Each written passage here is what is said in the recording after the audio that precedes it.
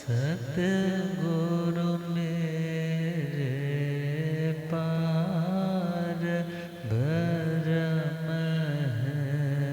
सतगुरु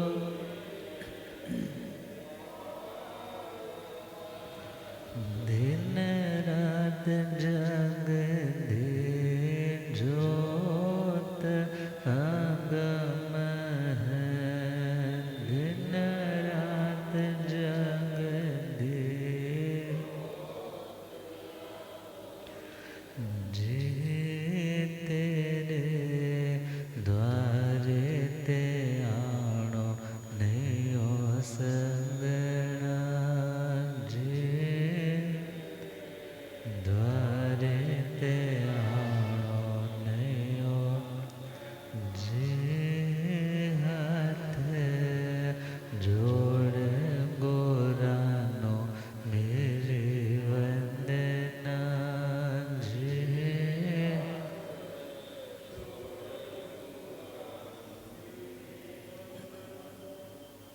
अनंत अनंत शांति के निकेतन शासनपति श्रवण भगवान महावीर स्वामी के पावन चरणारविंदों में हार्दिक भावना वंदन नमन।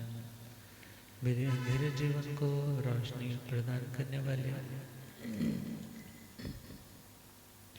परम उपकारी आगम ज्ञान के भंडार आगम ज्ञाता आगम पुरुष जिन शास्त्ररत्न हिमाचल के श्री उपाध्याय भगवंत श्रद्धेय गुरुदेव श्री जितेंद्र मुनि जी महाराज के पावन चरण कमलों में हार्दिक भावना वंदन नमन। आदरणीय सेवाभावी श्री प्रशमित मुनि जी, धर्म सभा में उपस्थित धर्मानुरागियों, सुशीलवती माताओं एवं बहनों, असीम पुण्य से भाग्य से आप सबको संतों का समागम और वितराग वाणी श्रवण करने का सुअवसर प्राप्त हो रहा है। श्रवण कर रहे हैं श्रीमद् उत्तराधर्मी सूत्र 29वां अध्ययन सम्यक्त्व पराक्रम। समझदार व्यक्ति के द्वारा जिस प्रोजेक्ट को कंप्लीट करने के लिए मेहनत की जाती है, उस मेहनत का नाम है सच्चा पराक्रम। एक व्यक्ति मेहनत करता है मगर सुलझने के स्थान पे और उलझने लग जाता है, और एक व्यक्ति मेहनत करता है तो उलझने सुलझने लग जाती है। तो उलझनों को सुलझाने के लिए जो पराक्रम शक्ति का प्रयोग, भले वो बौद्धिक शक्ति है, मन की शक्ति है, भले वो वाणी की शक्ति है, भले वो शरीर की शक्ति है, इन सभी को शक्ति देने वाला तो अनंत शक्ति का भंडार स्वयं आत्मा है। मगर आत्मा की अनंत शक्ति को रोकने वाले भी उसी के द्वारा किए गए कर्म हैं। तो उन कर्मों को हटाने के लिए, उन कर्मों की दीवारों को तोड़ने के लिए, उन कर्मों के आवरणों को, पर्दों को हटाने के लिए और अनंत प्रकाश में अपना और दूसरों के सच्चे स्वरूप को जानने के लिए जो पुरुषार्थ, मेहनत, पराक्रम किया जाए, उसका नाम है सम्यक पराक्रम। तो उसी में 15th पॉइंट आ रहा है काल प्रतिलेखना।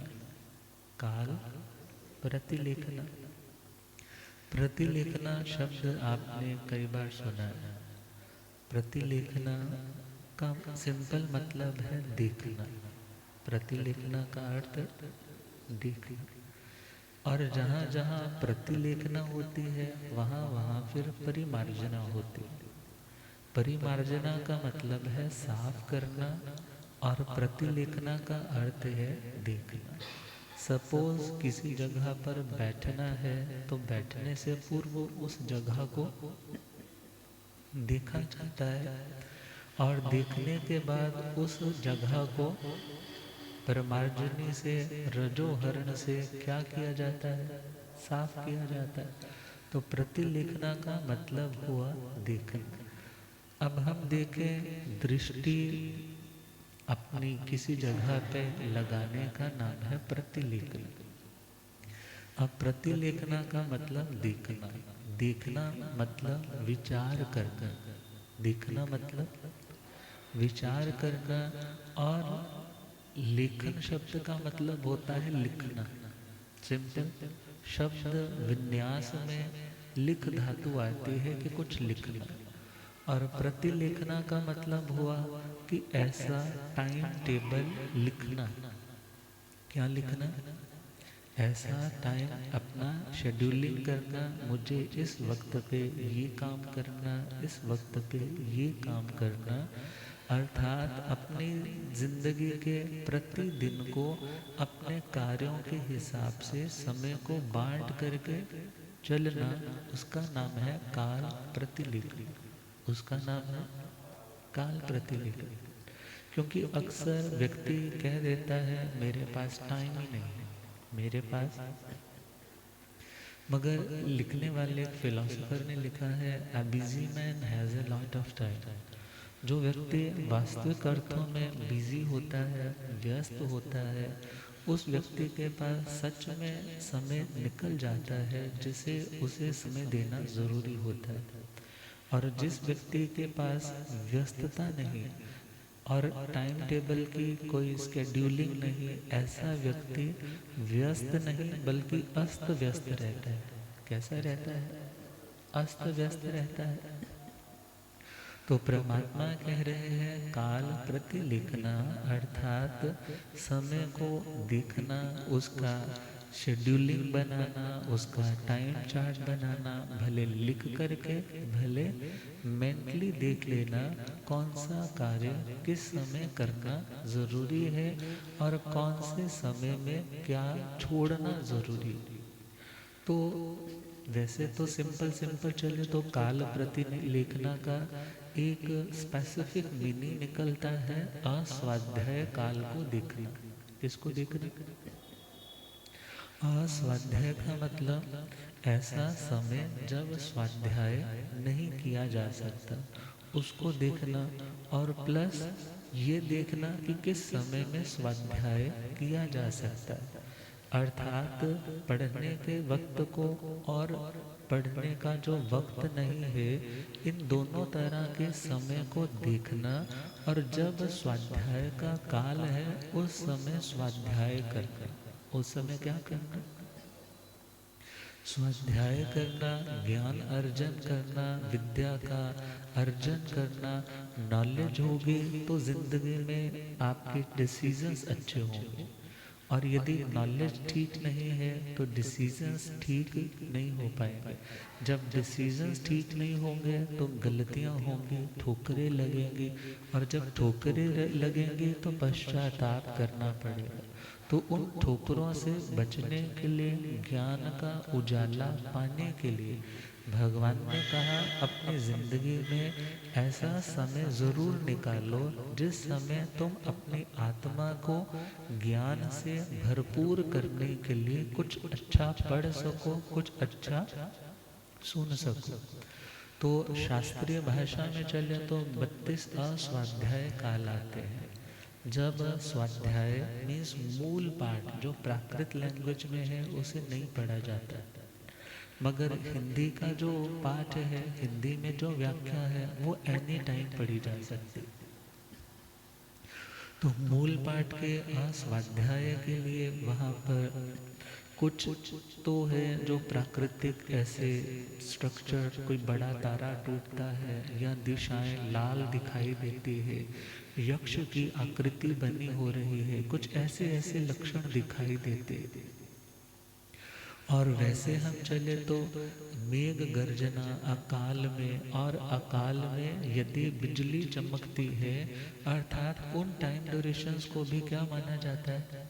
अस्वाध्याय मतलब इस टाइम स्वाध्याय मूल पाठ का नहीं, तुम कोई और काम कर सकते हो, थोकड़े जो याद किए हैं उनको रिवाइज कर सकते हो, या कोई और धर्म कथा डिस्कशन जाप इत्यादि कर सकते हो।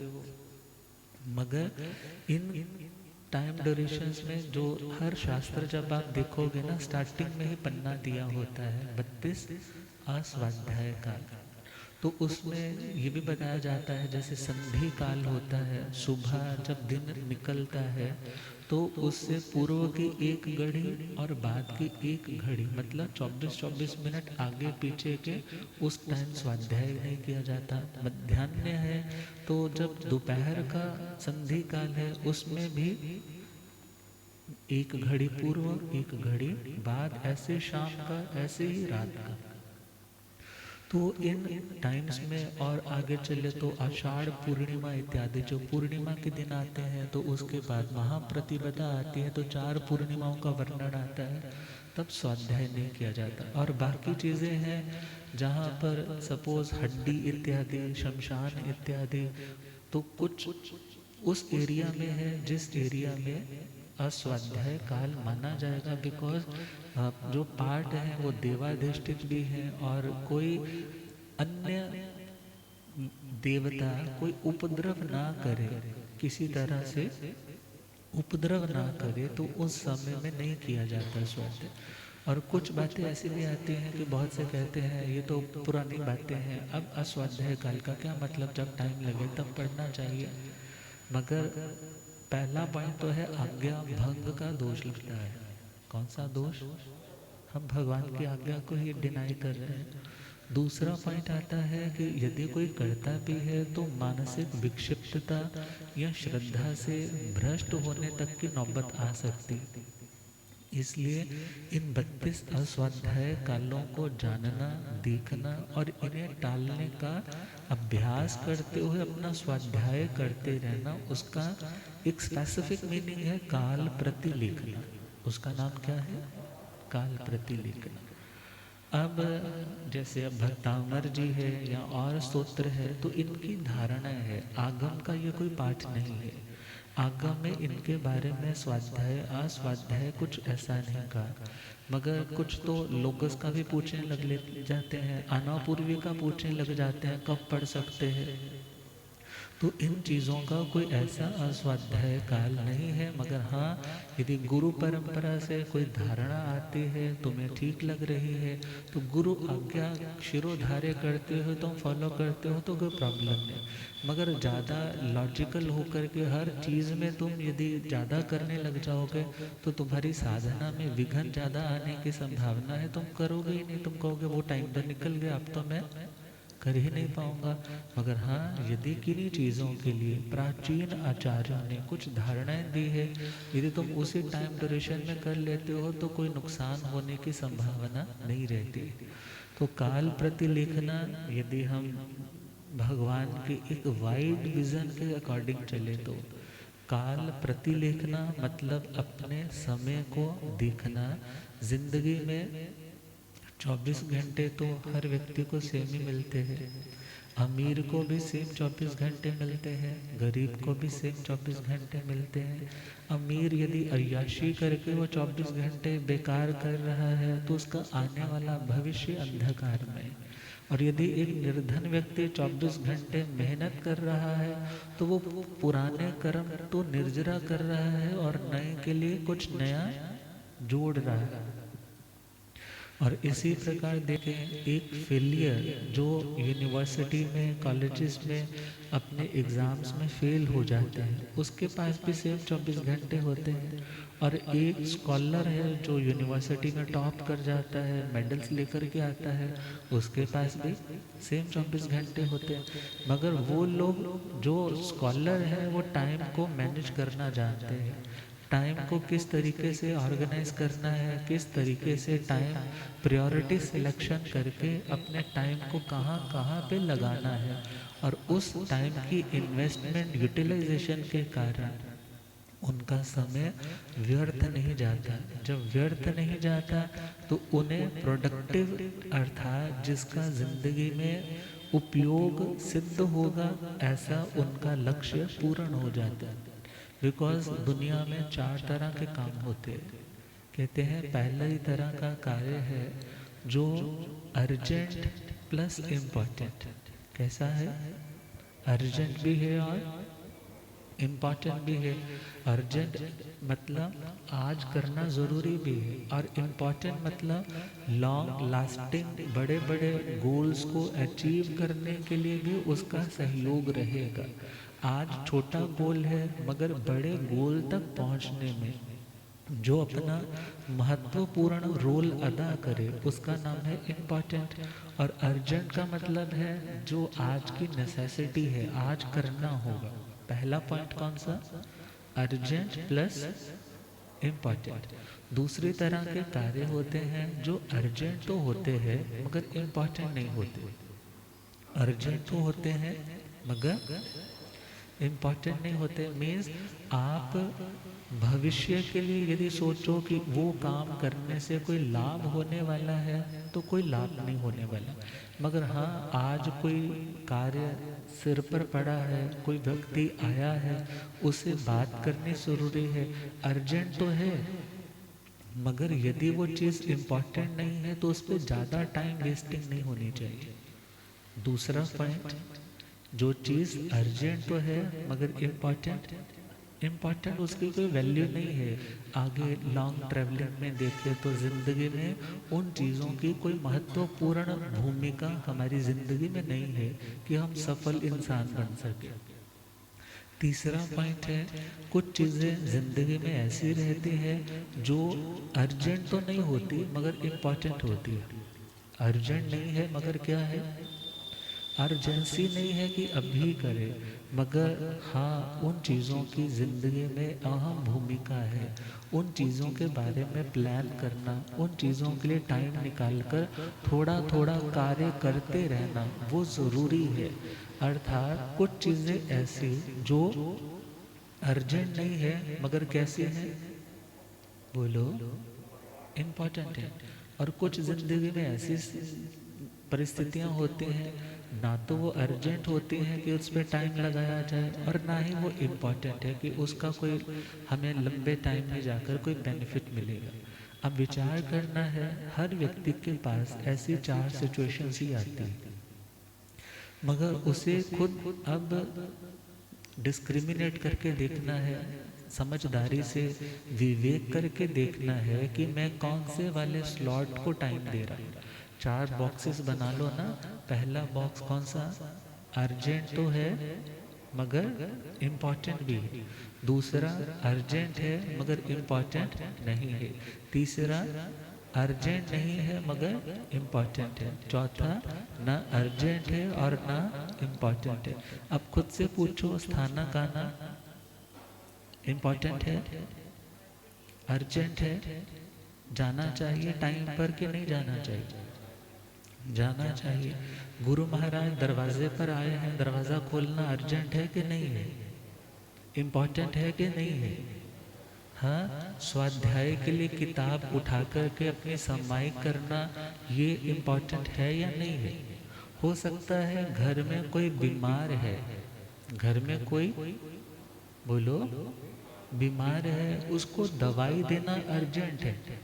उसको दवाई देना क्या है? अर्जेंट है। तो ऐसे टाइम में आप अपने समय को डिले करो, बाद में करो, वो इम्पोर्टेंट है। वो व्यक्ति भी इम्पोर्टेंट है दुनिया के लिहाज से, ड्यूटीज के लिहाज से, मगर आत्मा की दृष्टि से तुम्हारा धर्म भी इम्पोर्टेंट है, वो भी तुम्हें करना है। अर्थात जिन चीज़ों को थोड़ा आगे खिसकाया भी जा सके मगर तुम्हें पता है इनकी वैल्यू है, इनको किए बिना मेरा आत्मा की शांति का लेवल मेंटेन नहीं होने वाला है, तो उन चीज़ों के लिए वक्त निकालने के लिए तुम्हें शेड्यूलिंग करनी होगी, प्रायोरिटी देनी होगी। सीरियल रोज देखते थे, ये कोई अर्जेंट और इम्पॉर्टेंट चीज़ नहीं है। इतनी ढेर सारी रील्स देखते हो दिन भर में, वो अर्जेंट और इम्पॉर्टेंट नहीं है। कितने कितने घंटों चले जाते हैं। आज यदि दुनिया में सुनते हैं रिलेशंस टूट रहे हैं तो उसका कारण वो एक दूसरे को वक्त नहीं दे रहे। किसको वक्त दे रहे हैं? अपने अपने मोबाइल को, अपने अपने उन ग्रुप्स को, उसके लिए तो वक्त है, मगर अपने परिवार के लिए वक्त नहीं। अब ध्यान देना है, जहाँ वक्त देना अर्जेंट भी हो और इम्पॉर्टेंट भी हो, उस स्लॉट को सबसे पहले फिल करने की कोशिश करो। और यदि लगता है कोई चीज़ अभी अर्जेंट है तो उसको जल्दी से जल्दी ख़त्म करो। कई बार होता है वो करना है मगर ज़्यादा इम्पॉर्टेंट नहीं। तो परमात्मा कह रहे हैं तुम्हें स्वयं समझदारी से चलना है, जो तुम्हारी आत्मा के हित के लिए, हित मतलब उसकी स्टेबिलिटी के लिए, शांति के लिए, उन्नति के लिए, उसकी अधोगति नहीं बल्कि उसके उत्थान के लिए ज़रूरी है। ऐसी चीज़ों को वक्त ज़रूर देना चाहिए, बिकॉज समय तो move on, the juggernaut of time rolls on. जैसे जगन्नाथ यात्रा चलती है ना, तो कहा कि वो तो बड़े स्लो स्लो चलती है, मगर टाइम का वो रथ कितनी तेजी से भागता है। और किसी के लिए भी समय रुकता, किसी के लिए समय रुकता नहीं है। जैसे आज के टाइम में कितना फ्लड आ रहा है, कितना पानी बह रहा है, मगर जिन नदियों का पानी, जब सपोज करो आप ब्रिज के ऊपर खड़े हो, तो उस ब्रिज के पंजाबी च तो सिंपल गए ना, पुलों के हेठा पानी जा रहा है, तो जो ब्रिजेस के नीचे से पानी जा रहा है वो वापस लौट के नहीं आता। ऐसी जिंदगी में जो वक्त निकल जा रहा है वो वापस आने वाला। परमात्मा ने इसको कैसे कहा, जा जा वच्चई रयणी नासा परिनियंटई धम्मं च गुण मानस सफला जंती रयणी। अर्थात जो जो रातें बीत जाती, रात बोला है तो दिन तो अपने आप ही पता लग जाता है। जो दिन रात बीत जाते हैं, लाख कोशिश करने पे भी वो वापस नहीं आते। एक वृद्ध व्यक्ति कहने लगा, वो बचपन की अमीरी न जाने कहाँ खो गई, वो बचपन की अमीरी न जाने कहाँ खो गई, जब बारिश के पानी में हमारे भी जहाज तैरा करते थे। हाँ, मगर वो बचपन अब लाख कोशिश करने पे भी वापस नहीं आता। तो अतः परमात्मा कह रहे हैं, काल प्रति लेखना, समय का ध्यान रखना, समय पर जो कार्य ज़रूरी है, इम्पॉर्टेंट है, उसके लिए अपनी एनर्जी को, अपनी कॉन्शियस को, अपनी अवेयरनेस को उस टाइम उस चीज़ पे क्या कर देना, एंगेज कर देना, जोड़ देना। प्रश्न आया, काल पड़ी लेहन आयन भंते जीवे किम जने। हे प्रभु, यदि कोई व्यक्ति काल, समय का ध्यान रखता है, समय का मतलब जो उसके लिए ज़रूरी और महत्वपूर्ण चीज़ें हैं, उन कार्यों के लिए यदि कोई व्यक्ति प्लानिंग करके चलता है तो उसको क्या बेनिफिट होता है, उस व्यक्ति को क्या बेनिफिट होता है। तो भगवान कहते हैं, काल पड़ी लेहन आयन नाना वर निजं कम्मं खवर। जो व्यक्ति समय की स्केड्यूलिंग करना जानता है, समय का बंटवारा करना जानता है, और अपनी ज़िंदगी में जो चीज़ें ज़रूरी है उनकी प्रायोरिटी लिस्ट तैयार करके, उनको हाईलाइट करके उसके ऊपर वर्क करना जानता है, मेहनत करना जानता है, परमात्मा कहते हैं ऐसा व्यक्ति अपनी आत्मा को और ऊपर उठाने के लिए, स्वाध्याय के लिए समय निकालता है। व्यर्थ की बातों में सोचता है, समय बर्बाद हो रहा है, समय क्या हो रहा है, बेकार में जा रहा है, तो वहाँ पर वो वक्त नहीं लगाता। मगर यदि सत्संगति में बैठा है, गुरु महाराज के पास बैठा है, साथ वाला कहता है भाई चल चले, मगर वो कहता है अभी थोड़ी देर रुक जाओ, कुछ अच्छा ही सुनने को मिल रहा है। अर्थात दिन के 4 डिवीज़न किए जाते थे। प्राचीन साधना पद्धति में परमात्मा ने जो साधुओं का टाइम टेबल बना करके दिया, वो क्या था, दिन के 4 डिवीजन्स करने हैं। पहला पहर स्वाध्याय का, पहला पहर, दूसरा पहर ध्यान का, दूसरा पहर ध्यान का, तीसरा पहर गोचरी का, तीसरा पहर गोचरी का, और चौथा पहर फिर स्वाध्याय का। चौथा पहर स्वाध्याय मतलब, स्वाध्याय का सिंपल मतलब है सेल्फ एनालिसिस करना, खुद को देखना। खुद को आप कब देख पाओगे? जब रोशनी होगी। किसी चीज़ को देखना है, अंधेरा है, तो उस अंधकार में वस्तु को देखने के लिए प्रकाश चाहिए। तो अपनी आत्मा को देखना मतलब अपनी आत्मा के विचारों को देखना। किसको देखना? अपनी आत्मा में चल रहे भावों को ज्ञाता दृष्टा भाव से देखना। अब देखने के लिए प्रकाश तो चाहिए ना, और वो प्रकाश कहाँ से आएगा? स्वाध्याय से। वो प्रकाश किससे आएगा? स्वाध्याय। ज्ञान होगा तो देख पाओगे ये सही है, ये गलत है, ये आश्रव वाला है, ये संवर वाला है, ये निर्जरा वाला है, ये बंध वाला है। यदि पता ही नहीं है जो मैं सोच रहा हूँ वो ठीक है या गलत है, तो तुम गलत को भी बड़े मजे से उसके ऊपर सोचते जाओगे, गलत को भी बड़े जोर धमाके से बोलते जाओगे, गलत को भी बड़ा शौक के साथ करते चले जाओगे। मगर यदि ज्ञान होगा, नॉलेज होगी, ये सही है और ये गलत है, तो कहा पहला पहर किसका? स्वाध्याय का। आजकल तो व्यवस्थाएं बदल गई। आज साधु की जिंदगी भी ज़्यादा आध्यात्मिकता के स्थान पे ज़्यादा सामाजिक बन चुकी है। कैसी बन चुकी है? बोलो। महाराज जी, हम इतनी दूर से आए हैं और आप अपनी किताब खोल के बैठे हो, कोई बात तो करो ना हमारे साथ। अब ऐसी सिचुएशन में विचार करो, पुराना ज़माना था तो साधु एक जगह पे रुके हुए हैं, तो बारिशें इतनी होती थी, तो आज तो पक्के वाले पुल भी टूट रहे हैं, पुराने ज़माने में तो कच्चे पुल होते थे। जब वो टूट जाते तो लोगों का आना जाना क्या हो जाता? बाधित हो जाता। तो उसी एरिया के लोग आते जाते और धर्म स्वाध्याय इत्यादि सीखते।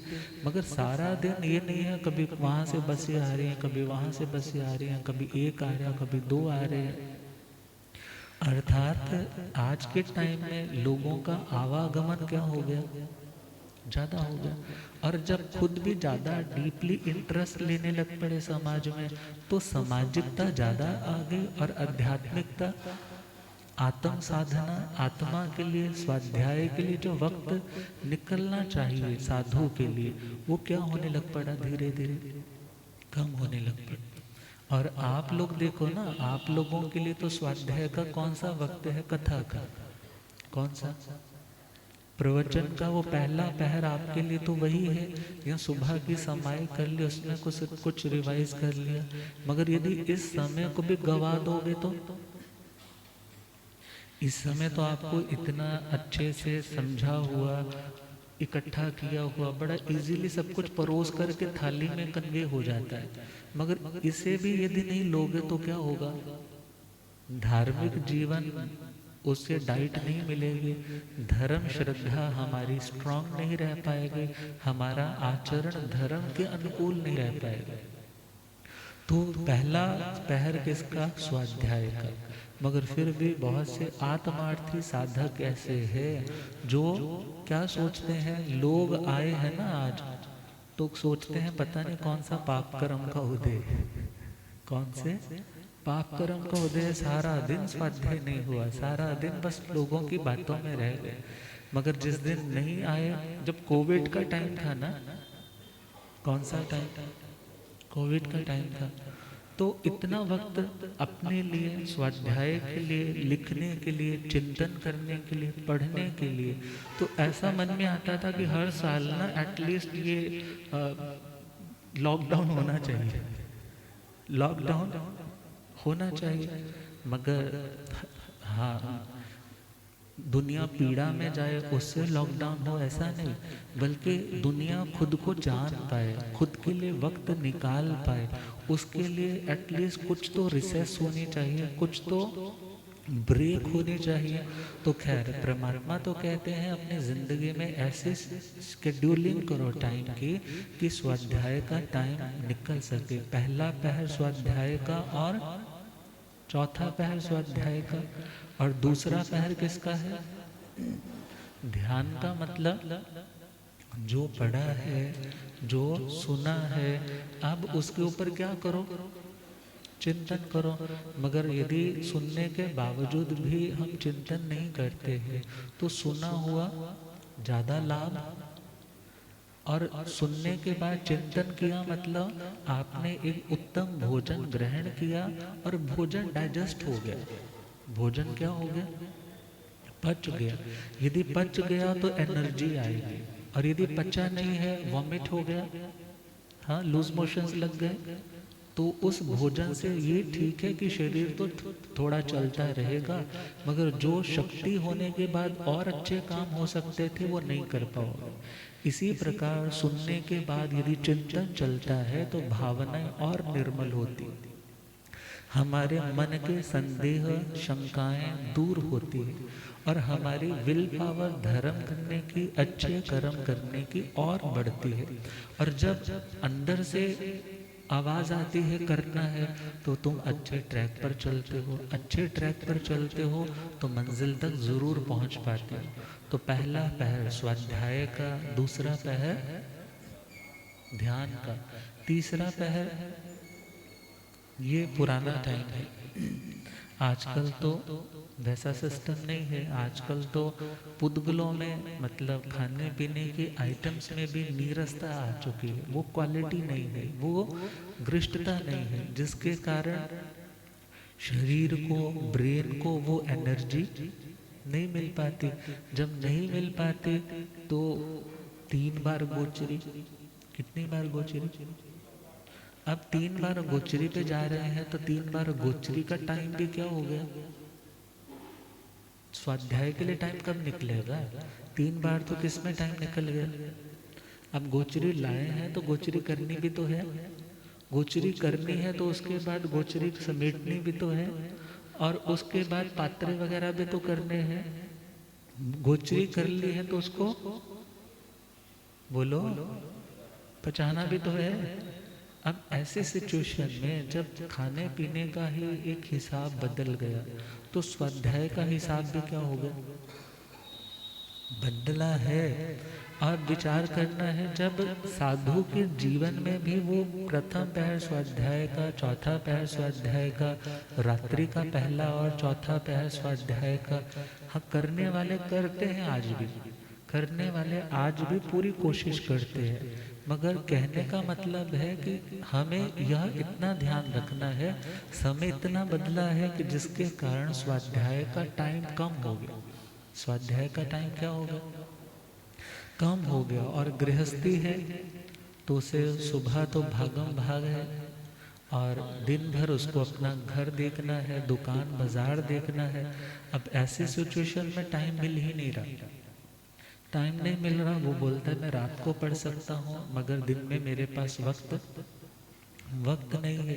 तो क्या रात को यदि पढ़ूं तो वो स्वाध्याय में आएगा या नहीं आएगा। तो पहला पहर स्वाध्याय का, दूसरा पहर ध्यान का। और यदि हम थोड़ी प्राचीन पद्धति में चले तो वो निरावलंबन होता था। निरावलंबन मतलब किसी बाह्य पदार्थों का आलंबन, सहारा नहीं लिया जाता था।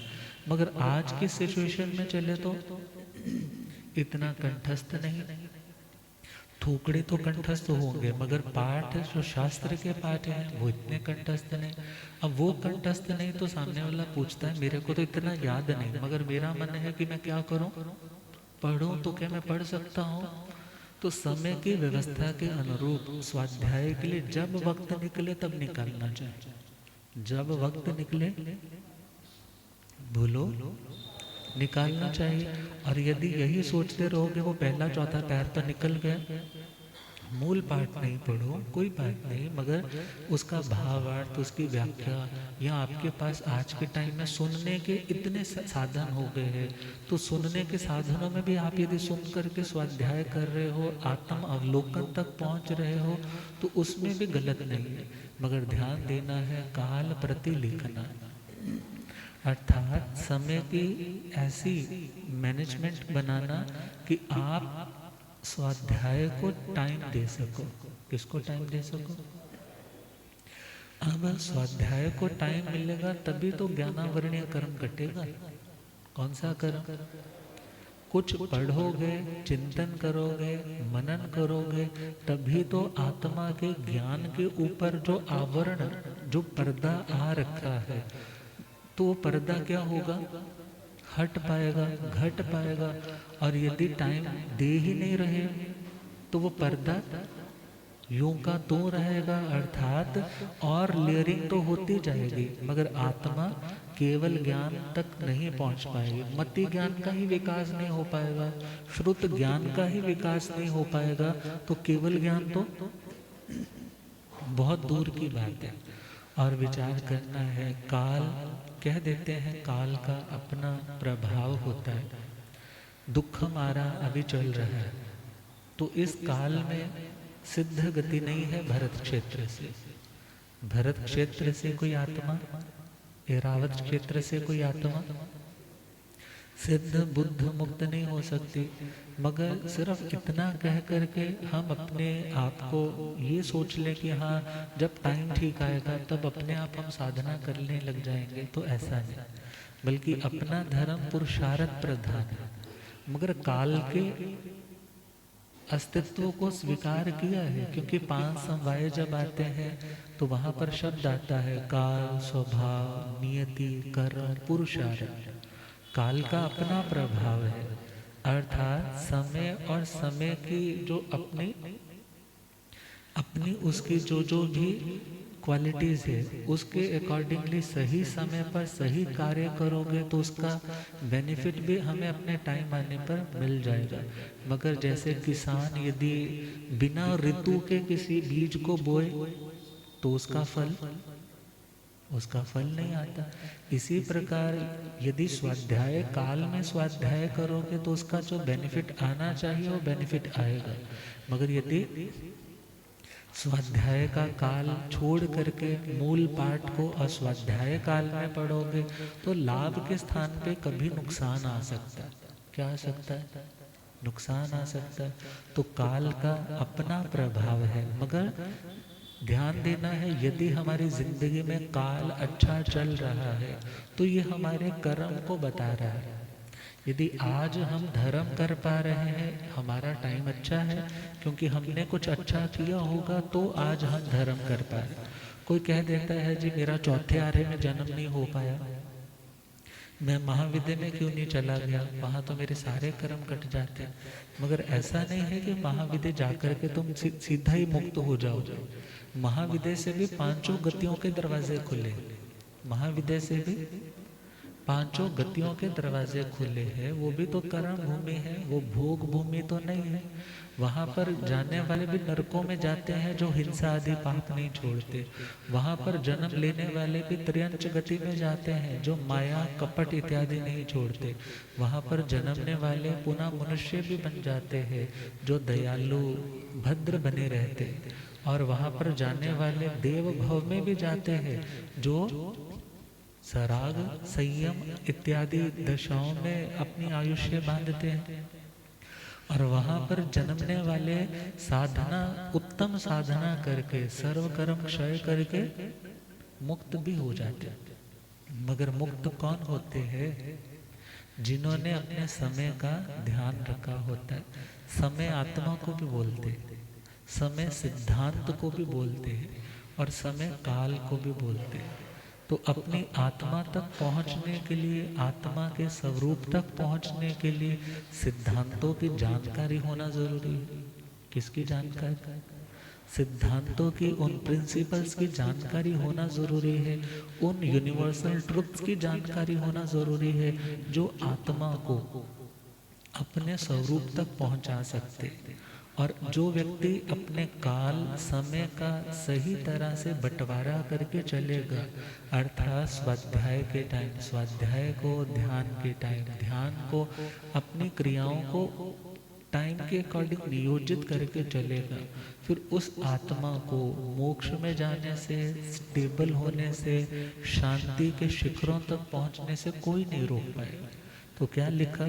समय पे कर लो सारे काम, चिंताओं का फिर क्या काम। समय पे कर लो सारे काम, ज्ञान ध्यान में समय लगा कर बन जाओ विद्वान। ज्ञान ध्यान में समय लगा कर बन जाओ विद्वान। काल प्रति लेखना वक्त को है देखना। काल प्रति लेखना वक्त को है। वक्त पे सोना जागना, वक्त पे खाना पीना। वक्त पे सोना जागना, वक्त पे पढ़ना चिंतन करना। सरल हो जीवन जीना। वक्त पे पढ़ना चिंतन करना। सरल हो जीवन। व्यर्थ की बातों से बचे, बढ़ता है सन्मान। व्यर्थ की बातों से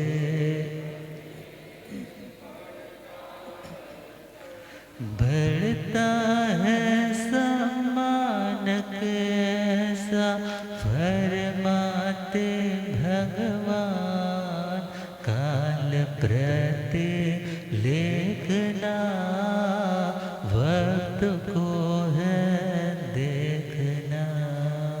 काल प्रति लेखना वक्त को है। कर्म हो सुंदर जीव के, वक्त भी सुंदर आता। कर्म हो सुंदर जीव के, वक्त भी सुंदर। बुरे कर्म का बुरा नतीजा बुरा वक्त कहलाता। बुरे कर्म का बुरा नतीजा बुरा वक्त कहलाता।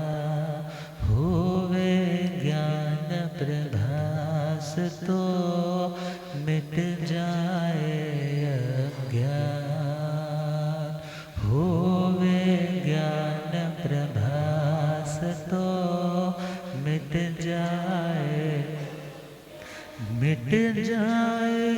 अज्ञान। तो प्राणी बन जाए भगवान। काल प्रति लेखना वक्त को है देखना। काल प्रति वक्त को है। समय पे कर लो सारे काम, चिंताओं का फिर क्या काम। समय पे कर लो सारे काम, चिंताओं का। ज्ञान ध्यान में समय लगा कर बन जाओ विद्वान। काल प्रति लेखना वक्त को है देखना। काल प्रति लेखना वक्त को है। तो सिंपल एक लाइन, एक डायलॉग दिमाग में फिट करके रखो।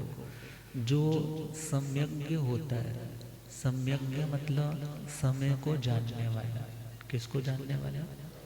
एक लाइन आती है ना, तेल देखो तेल की धार देखो, हाँ, समय की नजाकत को समझो। ये क्या लाइन से? काल प्रतिलिपि क्या है?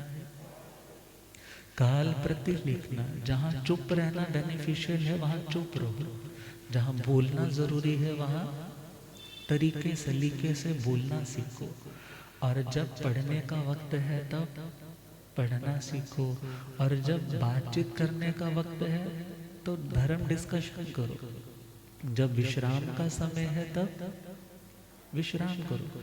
मगर यदि इधर उधर करोगे, अपनी रूटीन को, सिस्टम को हिलाओगे, तो तुम अस्त व्यस्त हो जाओगे, तुम शांत नहीं रह पाओगे, तुम खुद को ऑर्गेनाइज नहीं कर पाओगे, खुद को मैनेज नहीं कर पाओगे। गुरुदेव पधारे हैं, हो रब मेरा सतगुरु बन के आया मैनो,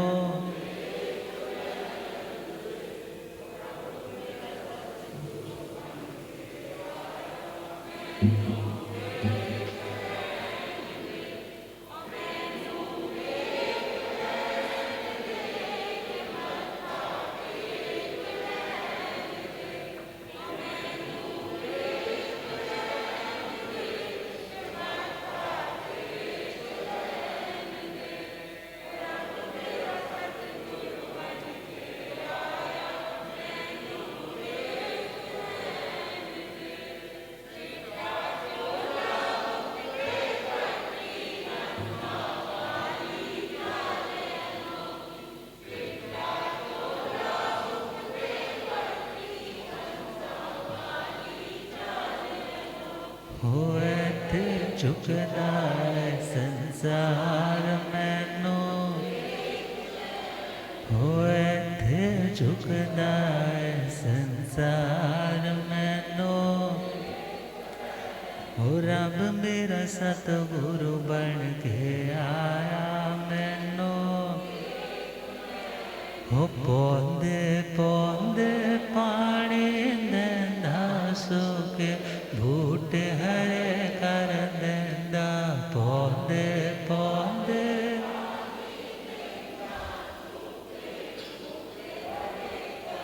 हो केड़ा माले बन के आया मैनो, हो रब मेरा सतगुरु बन के आया मैनो, वेख लैण दे, हो रब मेरा सतगुरु बन के आया मैनो। शास्त्रों में लाइन आती है, कार्य कालम समायरे, जो कार्य जिस समय पर करना उचित है उस कार्य को उस समय पर करो। अब शादी के गीत कब गाए जाएंगे?